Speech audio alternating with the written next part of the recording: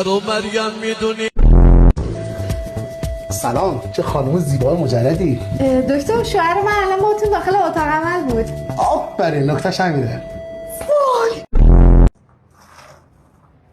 قبل ازدواج برای من صندلی میکشیدی، الان همینجوری خود راحت میشینی دیگه. آره ای بابا، اجازه هست؟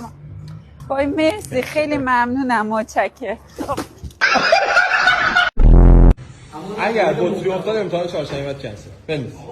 بعد چپ بخوره. یا آیت الکرسی خوندن.